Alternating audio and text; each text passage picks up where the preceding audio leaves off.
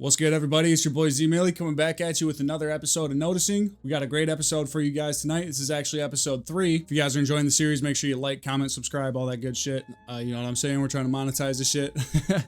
Because your boy can't get a goddamn job. So this is what we have to resort to. But without further ado, we got a great episode for you guys tonight. So let's get into it. Starting off with media, we have Disney, which is a global media conglomerate and is estimated to control between 15 to 25% of the broader US media market, like TV, streaming services, box office, and studio ownership combined, owning key companies such as Pixar Animation Studios, Marvel Studios, Lucasfilm, 20th Century Studios, Searchlight Pictures, Blue Sky Studios, ABC, ESPN, 21st Century Fox, National Geographic, Freeform, 50% of the A&E networks, and Hulu. And we have BlackRock, Vanguard, and State Street owning majority shares of the company. The CEO of Disney is Bob Iger, who's a Jewish man from New York. Some of his key issues are things like DEI, and he has publicly supported initiatives to create more inclusive storytelling and a diverse corporate culture. Things like climate change and corporate responsibility. He is also very pro-immigration and has argued that America's diversity, including its immigrant population, is a source of strength both culturally and economically. He also supports various globalist policies, and finally, he is a major supporter of pro-Israel policies, and following the Hamas attacks on October 7th, he donated $2 million to organizations that were aiding Israel. He also expressed a profound outrage over the attacks and even sent a message to Disney's Jewish Employee Resource Group offering resources for employees impacted by the situation and encouraged support for various humanitarian organizations through Disney's Matching Gifts program.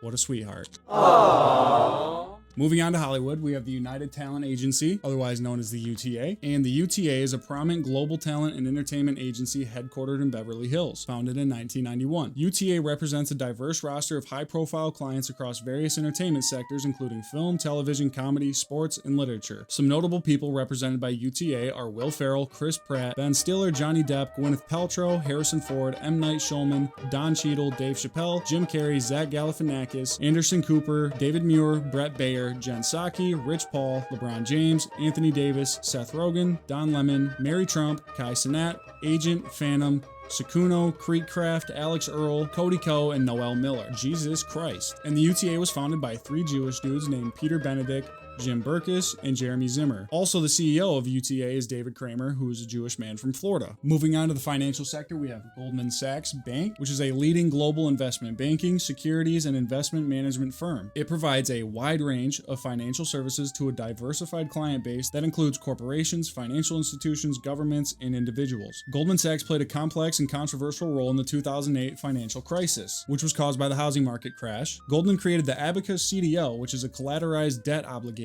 in collaboration with hedge fund manager John Paulson, who is Jewish, who selected poor quality mortgage assets expected to fail. Paulson then shorted the CDO, making over $1 billion when it collapsed. This ultimately led to Goldman Sachs being labeled as one of the villains of the 2008 financial crisis. Its CEO at the time, Lloyd Blankfein, who's Jewish, was grilled in Congress and famously claimed the firm was doing God's work.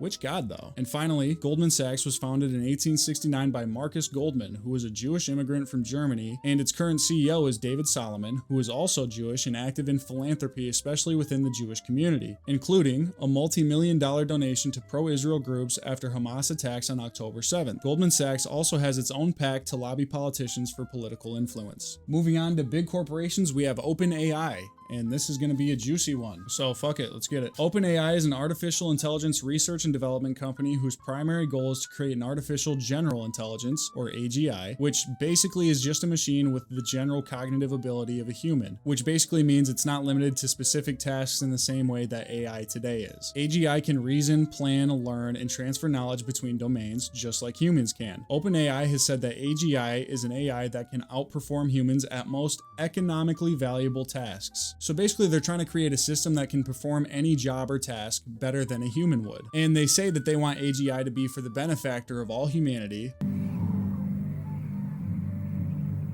No.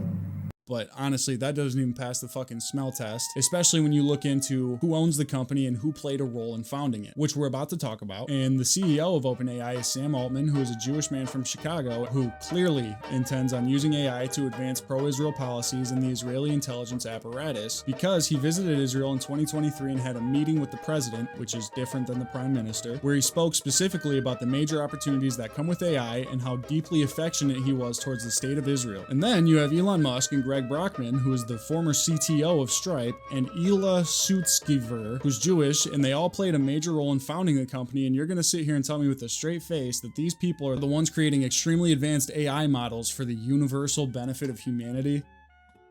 Give me a fucking break, dude, for real. And finally, moving on to individual donors, we have Steve Schwartzman, who is an American businessman, investor, and philanthropist, best known as the co-founder, chairman, and CEO of Blackstone, which is one of the world's largest alternative investment firms. Blackstone has grown to manage over $1.1 trillion in assets as of 2024. Steve is a Jewish man from Pennsylvania with a net worth of around $45 billion and is an avid political donor. He is very pro-Israel, and in 2018, he made a significant $10 million donation to the National Library of Israel, and then donated another $10 million in 2023 following the Hamas attacks on October 7th. In 2022, he said he would not endorse Donald Trump for re-election, but then changed his mind after October 7th because he was dissatisfied with Biden trying to restrain Israel and trusted Trump to give Israel its full support in fighting Hamas and domestic anti-Semitism on college campuses.